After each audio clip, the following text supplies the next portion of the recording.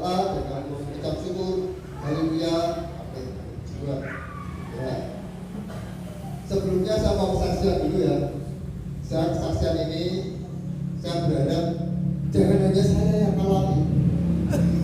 Kehidupan dalam mujizat itu jangan hanya saya yang alami.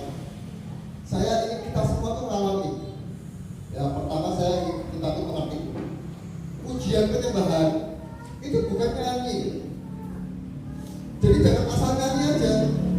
Misalnya kita ngomong, dia mengerti, dia peduli, terus kita ngomong sama siapa? Atau kita hanya asal nyanyi aja, asal bunyi aja? Atau kita ngomong ke Tuhan, dia mengerti, dia peduli. Jadi pujian dan penyembahan itu bukan hanya nyanyi. Kalau nyanyi, ya itu apa ya? Gak ada kuasanya. Nah, saya mau cerita dulu sebelum bicara firman. Kemarin itu saya pergi. Kemarin saya pergi sama keluarga ke Solo. Karena nenek saya itu kan 1 tahun meninggal. Kemudian kami semua datang rombongan 3 mobil ke Solo. Saya beritahu, jangan beritahu ibu saya. Dan beritahu saya nggak ada kok, nggak ada. Saya nggak punya uang. Waktu saya berangkat ke Solo, itu saya nggak pegang uang. Saya nggak pegang uang. Bensinnya makanya saya penuhi dulu. Saya nggak punya uang. Besok Senin ini rumah berkat mau gimana saya nggak tahu. Saya nggak tahu. Paling nggak kan rumah berkat ini kalau misalnya ini kan ya paling nggak harus keluar lah. Untuk saya biasa cenderung saya beli aqua, untuk saya beli apa itu buat pasar gitu. Saya nggak punya uang. Saya diem aja. Saya punya uang ya pas-pasan waktu itu. Ini saya kesaksian ya. Terus pulangnya saya tuh lapar. Saya lapar tapi tidak punya uang. Saya hanya punya uang sisa pembayaran dari saya itu membeli sewa mobil 300.000. Saya tidak punya uang itu. Besok tak buat pelayanan, tak buat nanti makan, saya tidak punya uang lagi. Ini nggak cukup buat pelayanan dari sini itu nggak cukup. Terus saya pulang tuh, saya ngomong sama keluarga saya, yuk cari makan. Saya mau makan yang enak, uangnya tidak cukup.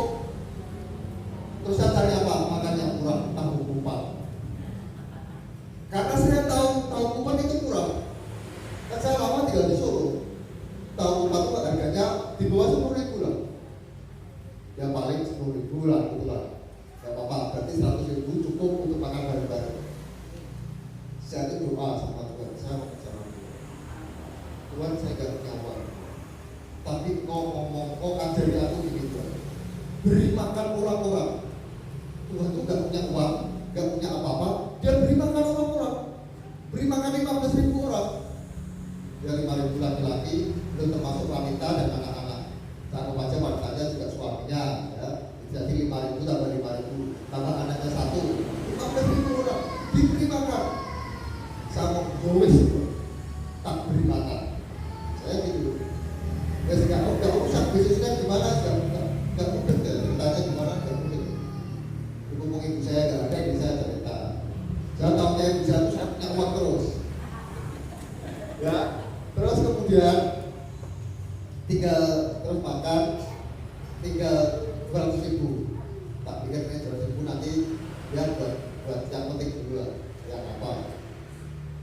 Tapi pulangnya Tuhan tuh ngomong sama saya, sekarang kamu setel ujian penyembahan. Jadi jangan salah ya, saudara saya itu tidak semua Kristen. Yang satu mobil dengan saya itu beberapa Muslim. Ya. Biasanya saya kalau pergi dengan saudara saya yang Muslim, ya untuk saling menghormati, saya juga akan minta lagu rohani saya. Tapi Tuhan waktu itu ngomong sama saya, sebentar lagu rohani. Saya itu sampai tak setar, sampai tak dengerin. Lagu ini pas. Lagu ini kok kayak pertolonganmu begitu kan, itu pas saya. Karena saya sedangkan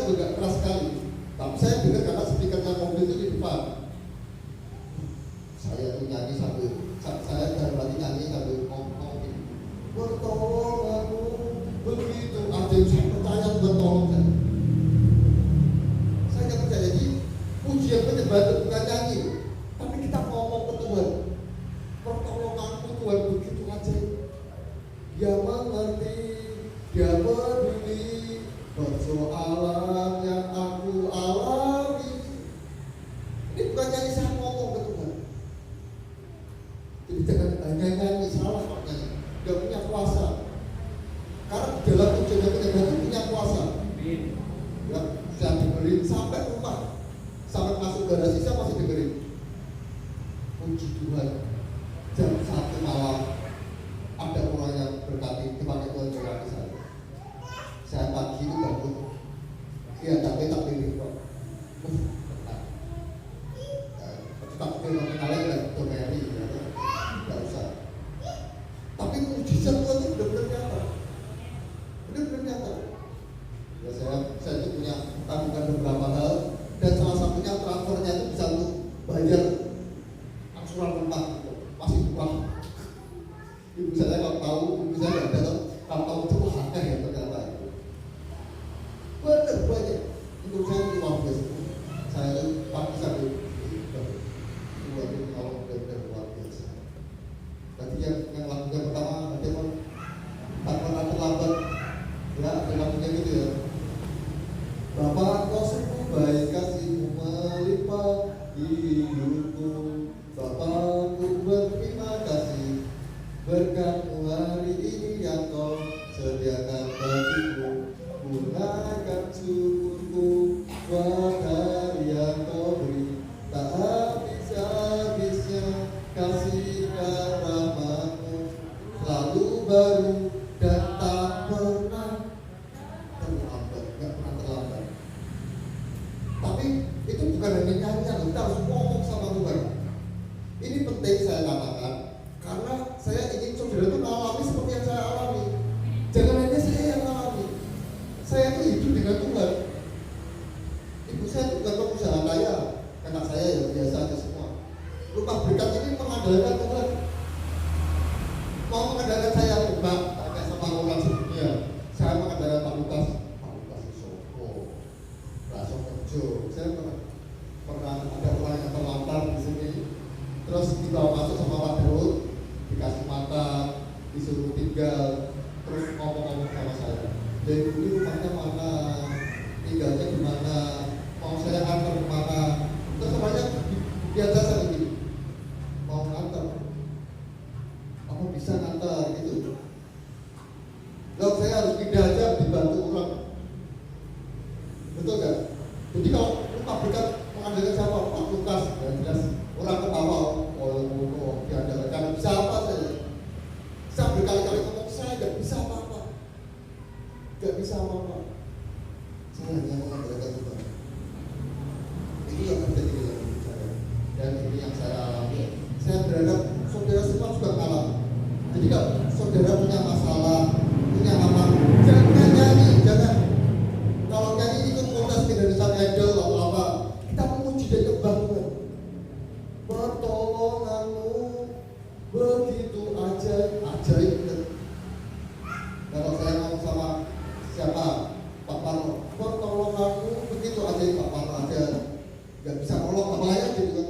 Kalau kita ngomongnya ke Tuhan, makanya puji dan penyembah itu jangan nyanyi. Kamu harus ngomong dengan Tuhan. Ya, ini saya cerita sedikit sebelum khotbah. Ini kita mungkin sampai jam 11 malam. Sebelum khotbah saya menjelaskan suatu hari ada seorang raja, namanya Raja Yosafat. Nanti buka lagi tasnya sedikit, 1 Tawarik 20. Dia itu suatu serang sama banyak pasukan besar, laskar yang besar. Terus dia ketemu ke Tuhan, Tuhan aku gak bisa ini Tuhan. Terus Tuhan ngomong gini, oh besok aku akan memberikan kemenangan. Dan dia di atas kertas kalah. Terus sampai dilakukan Yosafat, orang kalau mau berperang yang disiapkan apa? Pasukan toh untuk melawan toh. Kami salah, coba dijebak itu, saya bacakan biar semua bisa baca.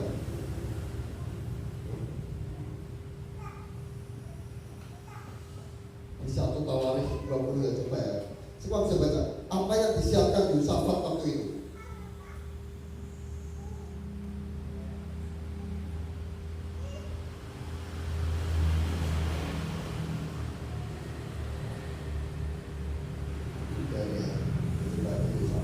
Berkata gitu, terus dia akan siapkan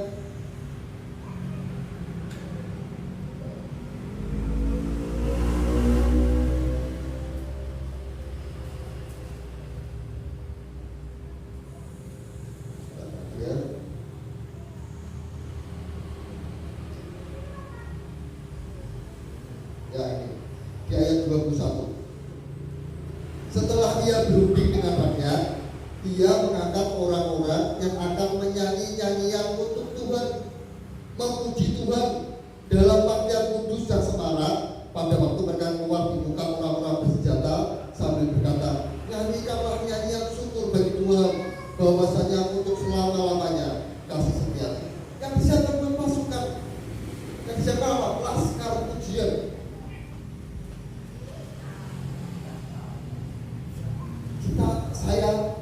Saya siapkan apa juga?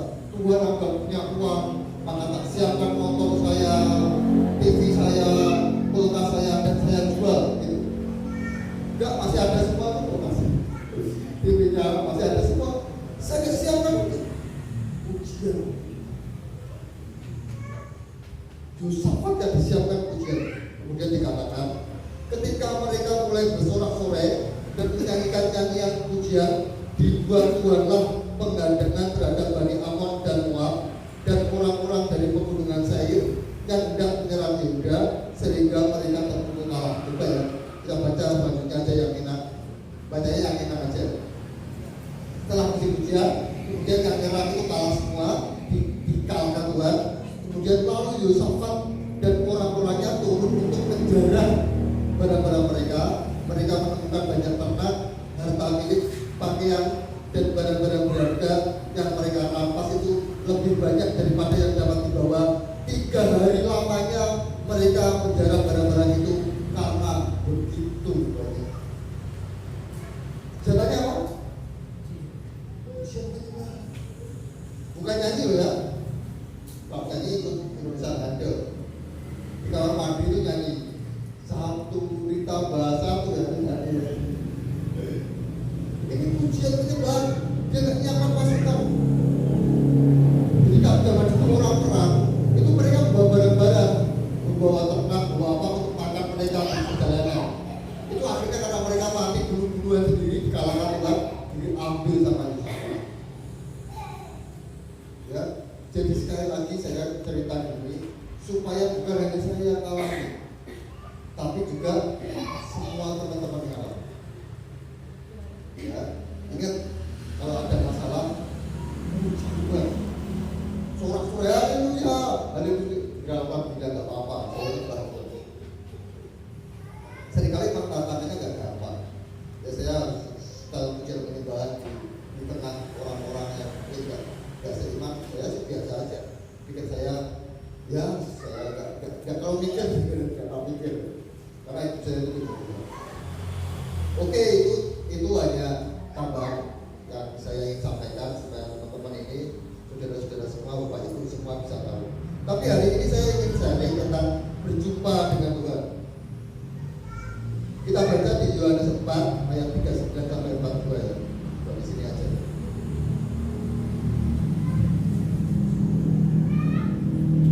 Yohanes 4 ayat yang 39 sampai 42 saya bacakan. Iya. Dan banyak orang Samaria dari kota itu telah menjadi percaya kepadanya, ini Tuhan, kepada Tuhan, karena perkataan perempuan itu yang bersaksi, dia mengatakan kepadaku segala sesuatu yang telah kuperbuat. Ketika orang-orang Samaria itu sampai kepada Yesus, mereka meminta kepadanya supaya dia tinggal pada mereka, dan dia pun tinggal di situ 2 hari lamanya. Dan lebih banyak lagi orang yang menjadi percaya karena perkataannya. Dan mereka berkata kepada perempuan itu, kami percaya, tetapi bukan lagi karena apa yang kau katakan, sebab kami sendiri telah mendengar dia dan kami tahu bahwa dialah benar-benar Siapa yang dipakai Tuhan, perempuan untuk membawa banyak jiwa-jiwa percaya dan diselamatkan? Siapa perempuan ini? Oh, dia perempuan hebat, pengusaha kaya. Dia itu artis yang sangat terkenal. Oh, dia orang yang seorang imam yang kudus, yang suci. Perempuan itu seperti itu kan? Kira-kira bayangannya perempuan yang dipakai Tuhan hebat ini perempuan yang seperti apa? Kira-kira kalau ada orang dipakai Tuhan, perempuan yang dipakai Tuhan atau cowok atau laki-laki yang dipakai Tuhan, kita pikirnya pasti orang hebat ya. Tapi mari kita lihat siapa perempuan ini. Beberapa hari yang lalu, waktu saya ya kita ini sedang mau mengajukan diri untuk gabung ke sinode CKI. Mungkin kita ke depan akan jadi gereja ya. Saya udah ketemu sama sekretnya, saya udah ketemu sama mobilnya, dan mereka semua mendukung. Saya ada juga dan sama dia. Tuhan pelayan aja gak punya, orang-orangnya terbatas, malah Tuhan itu jadi gereja. Kenapa? Karena Tuhan ngomong sama saya ini, aku ingin rumah berkat 1000 jiwa. Saya itu Tuhan ngomong, mungkin tidak percaya. Kalau yang ngomong people saya tidak percaya. Tapi kalau yang ngomong Tuhan, bagaimana saya nggak percaya? Tuhan ngomong sama saya, kamu aku beri mobil, jadilah mobil. Nggak punya uang, nggak saudara, nggak kenal, nggak apa-apa, kasih mobil, aneh ya? Waktu saya nggak bisa apa-apa, saya nggak punya uang, saya kalau ngomong untuk beli pulsa 5.000 aja nggak punya, untuk beli ST aja nggak punya uang 3.000 aja nggak punya. Tuhan tiba-tiba ngomong sama saya ini, aku besok mau beli Android. Makanya saudara Android tapi saya nggak punya uang ini. Tapi ya Tuhan itu luar biasa. Benar-benar beberapa hari kemudian ada Tuhan yang ninggalin uang saya, doakan saya, ninggalin uang dan cukup untuk beli Android. Terus saya mau nggak percaya Tuhan bagaimana? Kalau Tuhan bicara A, itu pasti dilakukan. Tinggal saya siapkan hati kita, wadah kita. Tuhan gak mungkin mengingkari janjinya kalau saya yang mengingkari janji. Kalau Tuhan mobil ya kecil, coba ya, saya waktu Tuhan ngomong 1000 jiwa, saya itu logikanya kan gini, wah berarti cari tempat yang lebih besar. Kan siapkan wadah. Saya percaya itu. Terus saya, tapi logikanya gimana ya? Kok bisa memberikan yang kecil bisa untuk juga? Saya pikir-pikir apa ya? Aku masuk akal ini. Puncak Gading ini perumahan yang sangat luas, dan mereka itu sudah membangun rumah-rumah. Akan datang banyak orang-orang baru, entah dari sana, entah dari sini. Puncak Gading ini perumahan yang sangat besar. Kalau cuma 1000 itu sedikit. Saya merasa ini visi pertama Tuhan. Kalau kita nanti benar dipakai Tuhan jadi gereja GKI rumah berkat, orang itu berbondong-bondong datang dan tempatnya sudah cukup lagi. Saya punya pandangan. Loh ini loh, Tuhan ngomong tuh nggak usah cari pandangan. Saya mau sewa aula TKRI atau saya mau sewa, ya sebenarnya sewa itu ya juga dosa ya. Maksud sewa, ya saya mau beli lapangan futsal yang sebelumnya Sampurna. Tahu ya benar? Mau beli ya? Pakai uangnya siapa ya? Yang memerintahkan loh. Kalau saya sudah mau budaya, saya tidak punya uang, tidak punya apa-apa. Tapi Tuhan punya uang. Bagi Tuhan untuk dikira tuh, terus kayak semini. Satu tuh akarnya ada sepatu ya. Ya, coba bayangkan seandainya tiba-tiba Pak Arno ini dikasih Tuhan uang 1M. Wah kaget malah. Ya kadang Tuhan memberi kita secukupnya. Saat kemarin yang punya uang, hari ini diberi Tuhan uang yang cukup ya, lebih di tempat tidak sampai. Karena masih diperlukan itu. Waktu kita sewa tempat ini, Nanti kalau dia diperlukan besar ya Tuhan tinggal, oh besar, itu aja. Tuhan kan cuma gitu, gampang. Tinggal kita mau percaya kan. Ya. Jadi orang yang dipakai Tuhan luar biasa perempuan ini. Siapa perempuan ini? Mari kita baca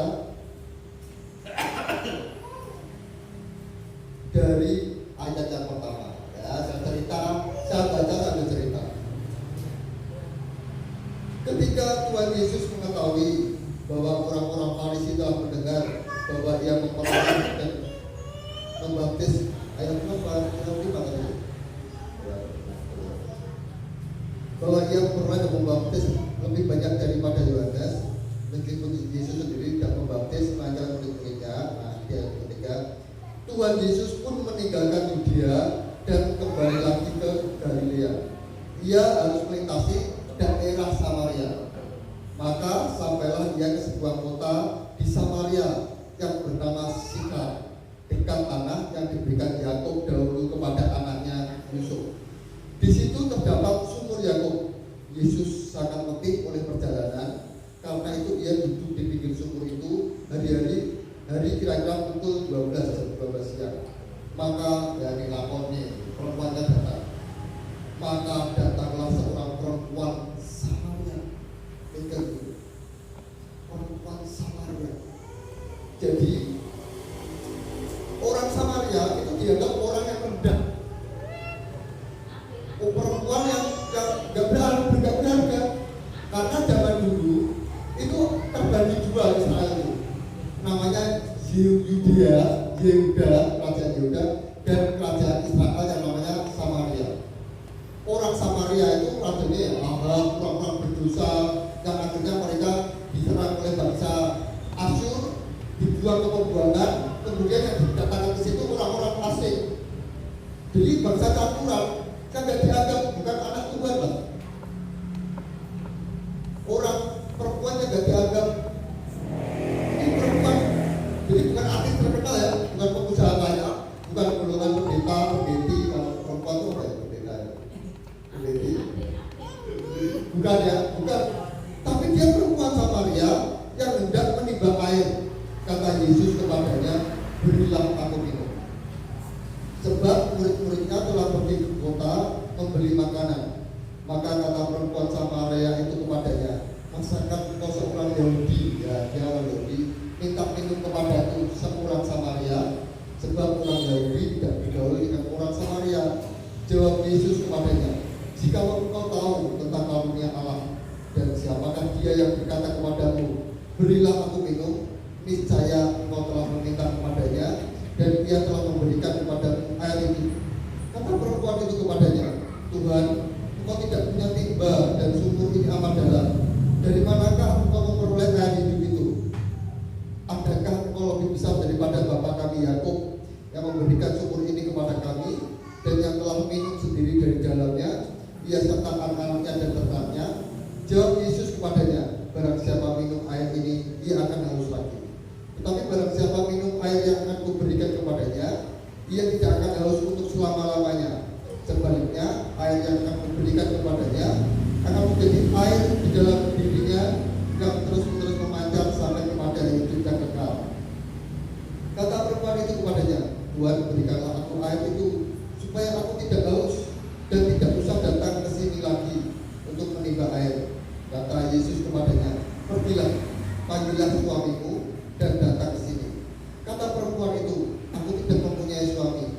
Kata Yesus kepadanya, tepat katamu bahwa engkau tidak mempunyai suami, sebab engkau sudah mempunyai 5 suami, dan yang ada sekarang padamu bukanlah suamimu.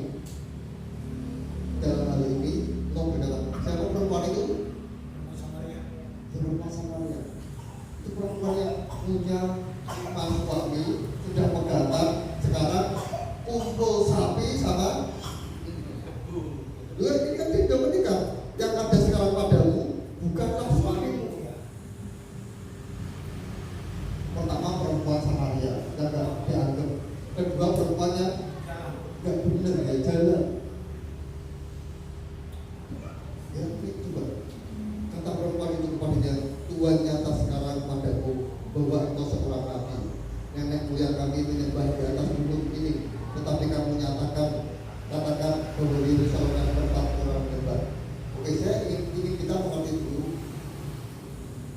Tadi kita awal membaca bahwa ada perempuan yang dipakai Tuhan luar biasa, betul ya? Dipakai untuk mendatangkan orang-orang ke Tuhan, dipakai untuk membuat orang diselamatkan. Kemudian kita lihat ternyata itu perempuan bejat. Ya betul ya, saya ngomongkan apa adanya. Kita berkata seperti itu, saya nggak buat-buat. Betul nggak? Sudah perempuan yang nggak berharga, nggak berarti perempuan yang coba kalau kita lihat ada perempuan punya 5 suami berhutang hati, kemudian sekarang kumpul sapi dengan laki-laki lain. Kira-kira kita namanya perempuan beracun. Betul. Beracun. Iya. Saya beritahu. Pak Fredo dan Pak Fredo saya itu dulu namanya laki-laki bejat. Bisa cerita apa itu? Ini ada anak saya, ada ibu saya. Saya nggak mungkin bisa memungkiri bahwa orang berkata saya itu laki-laki bejat. Wah, kalau ngomong tentang dosa, saya itu pernah minta sama salah satu teman saya, tolong kesaksian masa lalu saya. Orang yang sampai nggak berani, kenapa? Dia takut, nggak enak. Sekarang aku dipakai Tuhan, ceritakan tentang masa lalu saya yang bejat. Tapi saudara tahu, ini orang bejat ini loh, sekarang dipakai Tuhan. Betul nggak? Perempuan bejat tadi dipakai Tuhan kan? Jadi jangan pernah berkata, oh Tuhan, aku ini bukan pendeta dalam perempuan, bukan pendeta, aku ini bukan orang hebat, aku tidak mungkin kau pakai. Oh salah, malah perempuan Samaria yang dipakai Tuhan luar biasa. Oh Tuhan, dengkulku sudah cekot-cekot Tuhan. Aku gak bisa jalan, aku sudah tua. Saya di mana Tuhan? Bukan yang dengkul yang cekot-cekot. Nah, kan bisa dipakai Tuhan kan? Bisa. Saya yakin Cik Sun, Bu Suni, Bu Wiji, Bu Pauline dan semuanya, Bu Yohanes, semua bisa dipakai. Tidak peduli kalian siapa. Oh saya yang bejat aja bisa dipakai Tuhan. Ya kalau Pak Fredo sih nggak bejat ya Pak Fredo. Bejat. Oh bejat. Lebih bejat. Sekarang dipakai Tuhan. Saya yakin banyak orang-orang lain yang punya masa lalu yang gelap, perempuan yang tidak baik, laki-laki yang bejat dan macam-macam, dan Tuhan ingin pakai kalian. Itu pakai kalian. Coba saya bacakan di Lukas ya. Ini dari Lukas 7 ayat 1 sampai 43. Ini bukan karena saya namanya Lukas, saya pakainya Lukas 7 juga. Memang berbanyak di situ.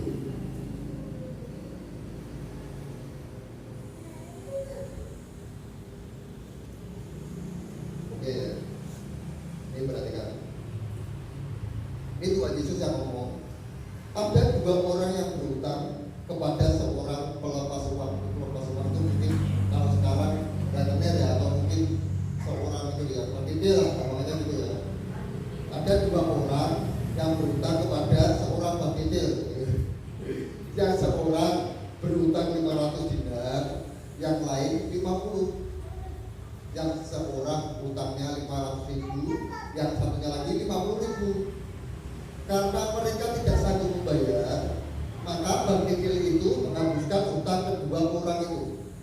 Siapakah di antara mereka yang akan terlebih mengasihi dia? Jawab Simon, aku kira dia yang paling banyak dihapuskan hutangnya. Kata Yesus kepadanya, betul saudaraku. Ada anak pendeta dari kecil sekolah minggu, dari kecil khotbah, doa pagi ya benar, doa sore, doa malam. Ini mereka bapak ibunya kan pendeta. Atau ada anak yang bukan anak pendeta, dia mungkin orang yang tidak baik. Seringkali saya ngomong, anak pendeta yang orang tidak baik ini cintanya ke Tuhan malah lebih banyak cintanya yang orang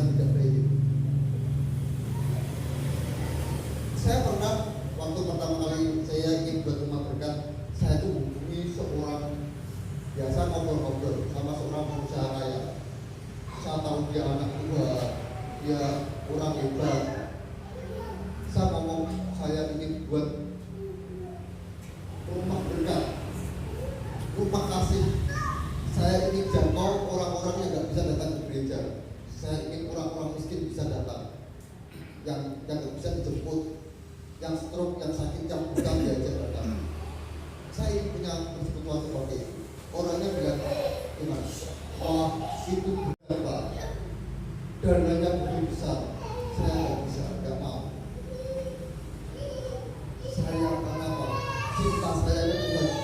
Saya lakukan. Saya seringkali berkata, saya mulai uang mengganti dari uang 15 juta yang langsung saya habiskan. Dan keluarga saya marah-marah. Ibu saya nggak ada loh. Marah-marah, uang kamu aja masih butuh kok, malah kamu lakukan untuk orang lain. Saya nggak ada seperti itu. Saya mau beli kursi roda aja nggak mau, nggak bisa. Saya nggak beli kursi roda, uangnya masa buat pelayanan. Saudara, tinggal ini sekarang kita sewa tempat yang bagus ya. Datang ke rumah saya, tembok saya ambrol. Bukan ke rumah saya, tembok saya ambrol, saya biarin. Karena pas saya ini cinta saya. Saya tidak peduli dengan hidup saya. Keluarga saya mau kaya atau miskin, saya tidak kalau peduli. Mungkin kalau seandainya saya nggak pelayanan ini, itu mobil saya sudah dari saat itu saya pernah ngomong. Ini kan padahal itu kan dulu sering kali pelayanan sama saya, bagi-bagi nasi, bagi-bagi sembako, bagi-bagi selimut macam-macam Pak. Ke orang-orang jalanan yang saya tahu mereka kedinginan tahun malam, saya berikan selimut. Saya ngomong sama Mbak Gembi kalau nggak salah ada padahal juga. Seandainya saya nggak melayani seperti ini, nggak keluar terus kira-kira saya kayak Mbak Gembi waktu itu ngomong, ya itu mobil pakai mas. Tapi saya ngomong salah, malah saya ragu deh. Karena bangga saya bukan kekayaan di dunia ini hanya kepercayaan yang harus kita lakukan untuk kemuliaan Tuhan, untuk menjadi saluran kasih, saluran berkat. Kekayaan kita yang sebenarnya dari surga. Di dunia ini hanya kepercayaan. Kaya itu bonus atau kepercayaan. Jadi jangan berharap ingin saya ingin kaya raya, nggak perlu.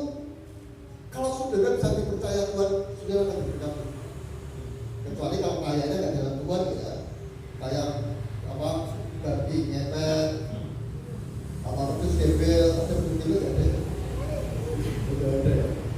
Ya itu ya beda itu. Nanti disiksa misalnya karena ada tumbalnya, ada iblis itu tidak pernah memberi sesuatu gratis, tidak pernah. Saudara mencuri ya, saya pernah punya teman teman saya itu orang pintar, orang agak sakti lah.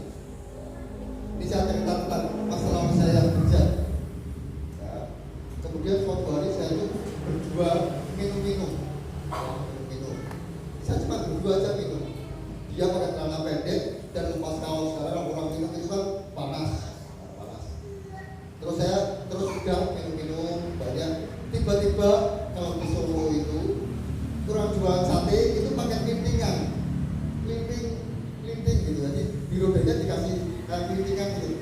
Kalau di sini nggak ada ya. Ini ternyata sate gitu. Tapi kalau Solo nggak. Mereka dulu kalau beli linting. Ya terus teman saya tuh ngomong, wah tak boleh sate. Nah kalau Solo bahasanya surungan transparan. Kalau di Solo itu namanya tabul. Wah, mobil kalau tabulnya surungannya sate. Enak, dia ngomong itu sama saya. Dia lah apa, agar duit sate. Kan orang ini. Terus dia tuh lipat-lipat kertas. Saya tahu dia lepas baju, celana pendek, lipat-lipat kertas. Itu kertas habis buat bungkus grabias. Jadi Solo itu banyak orang jualan yang lemak babi goreng itu namanya grabias. Buat surungannya tak tidak itu artinya karena udah habis, tinggal kertas saja. Karena dilipat-lipat terus dikasihkan saya. Oh, tunggu sate. Dia ngomong sama saya, si Gina, ini kan kertas, kata saya dapat cekung saya sampai hitungan bangkuli sate, tetap kertas, kan saya malu.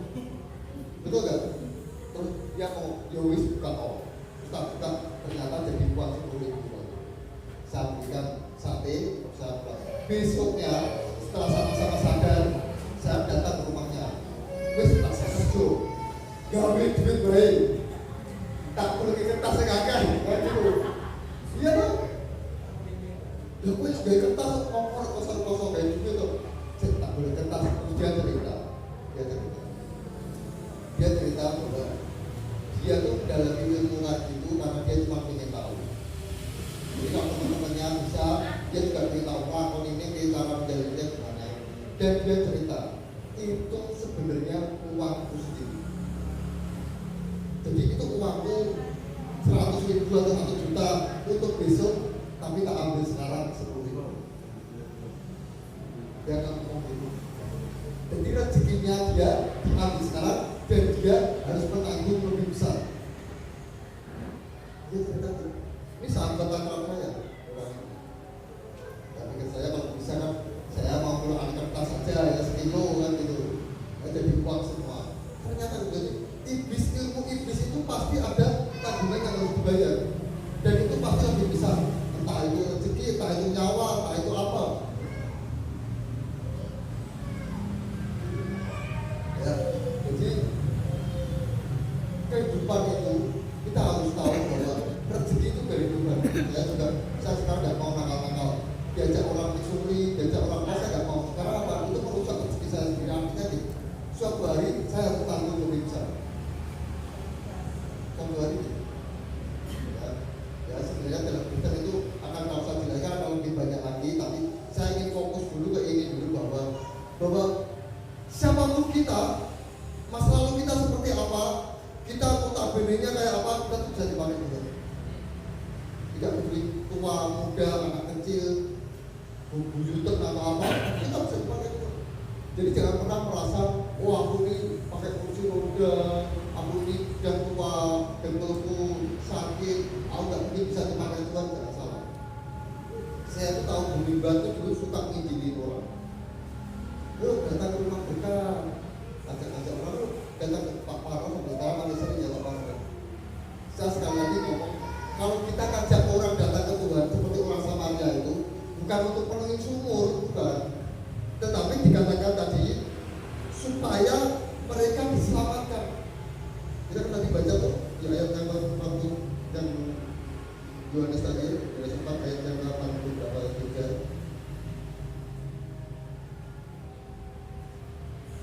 Ya, supaya bahwa dia benar-benar juru selamat dunia, supaya mereka ini diselamatkan. Kita ngajak orang datang ke Tuhan, bukan untuk memenuhi rumah berkat, bukan, tetapi supaya mereka juga diselamatkan. Karena kita ya, kalau saya ini merasa dosa saya itu sangat besar dengan Tuhan. Saya bisa balas apa pun Tuhan. Saya nggak mungkin kasih Tuhan uang. Tuhan punya segalanya. Yang bisa saya lakukan adalah kalau saya sudah diselamatkan, saya juga ingin menyelamatkan orang lain, membawa orang kepada keselamatan. Coba bayangkan, Tuhan itu Bapak, Tuhan itu Bapak. Tuhan itu buat surga dan buat neraka. Karena Tuhan itu kan adil. Kalau Tuhan nggak adil, itu tangan iblis nggak bisa. Dia harus adil. Jadi kita harus jangan hanya melihat Tuhan dari segi kasihnya luar biasa, mengorbankan dirinya untuk menyelamatkan kita. Tetapi kita juga harus tahu Tuhan itu adil.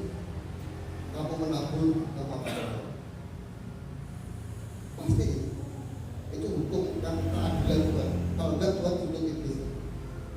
Ya Tuhan itu adil, makanya Tuhan buat surga dan neraka. Kira-kira kalau saya ini bapak atau Bumi Batu ibu, bapak atau apapun juga, saudara ingin anak saudara di surga atau di neraka? Di surga. Tuhan berkata, rumahku harus penuh karena apa? Tuhan ingin manusia diselamatkan di surga semua, sampai dia mengorbankan dirinya sendiri, karena dia ingin buat sesuatu untuk anak-anaknya, bukan untuk neraka yang akhirnya di sana harus ada iblis. Jadi kita harus punya rasa kasih ke Tuhan dengan mengasihi sesama. Cara yang paling mudah mengasihi sesama, mungkin kita nggak bisa kasih beras, nggak bisa kasih mobil, motor, Tapi cara yang paling besar kasih itu membawa dia pada keselamatan. Jangan sampai kita lihat orang yang kita tahu, kita nggak jadi kesaksian, malah jadi batu sandungan, jangan sampai. Malah kalau bisa kita ajak berkata Tuhan, yuk supaya kamu juga diselamatkan. Saya itu step by step berusaha masuk ke dalam keluarga saya dengan apa? Menjadi kesaksian.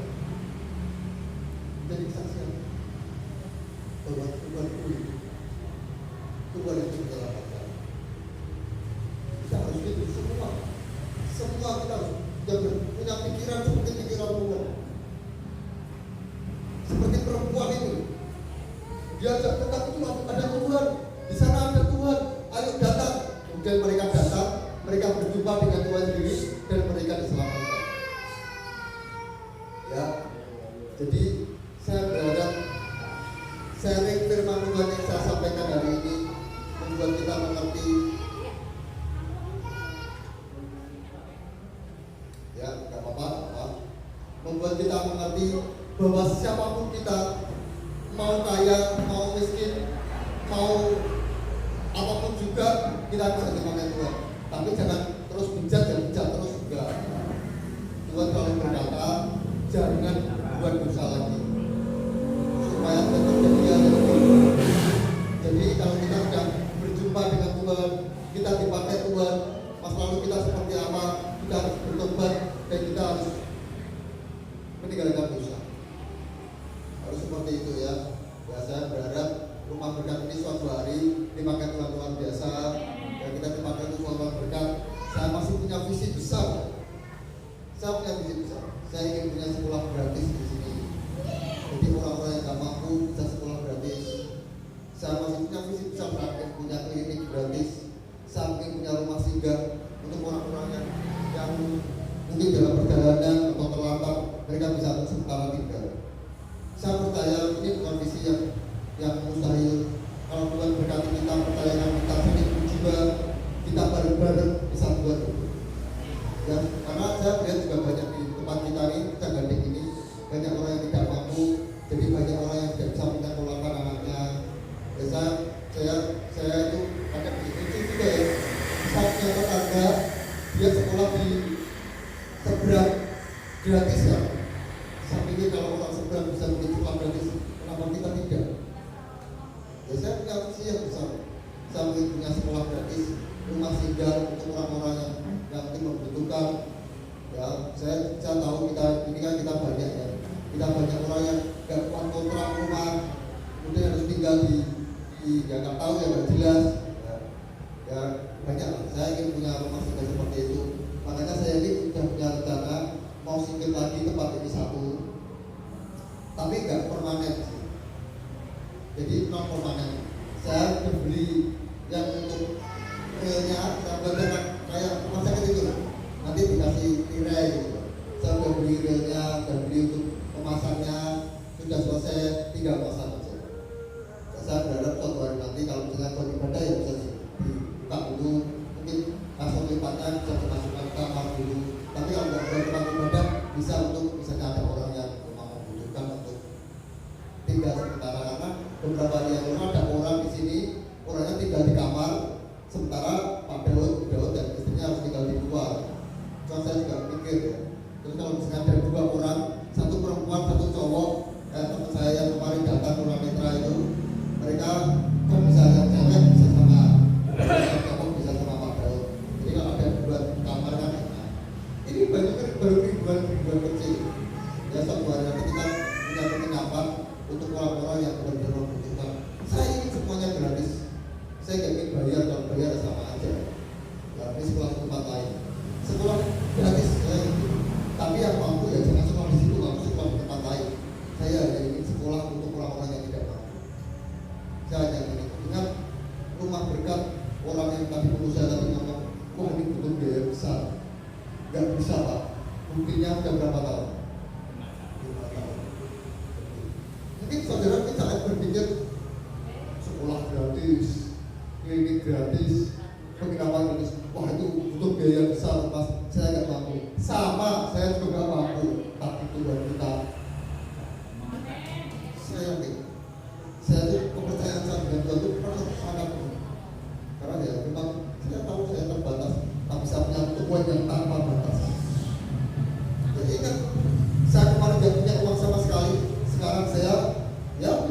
korban.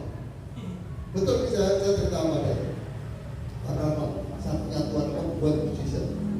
Kita harus percayakan hidup kita sepenuhnya kepada Tuhan. Dan lebih lagi kita harus mau dipakai Tuhan untuk saluran kasihnya, untuk saluran berkatnya, untuk saluran yang paling besar keselamatan. Kalau nggak bisa kasih beras, nggak bisa kasih apa, ajaklah orang datang ke Tuhan supaya mereka merasakan kasih Tuhan, supaya mereka diselamatkan.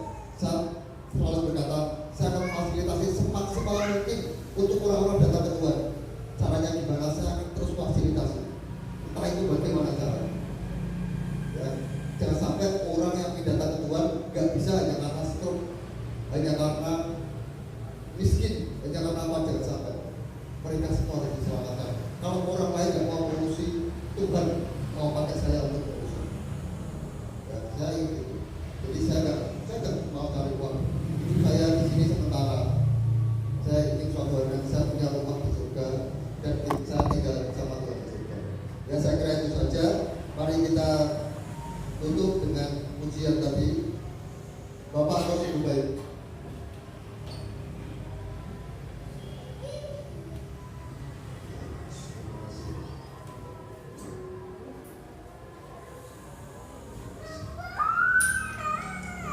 Mari kita ucapkan kata, ingat jangan nyanyi, jangan nyanyi.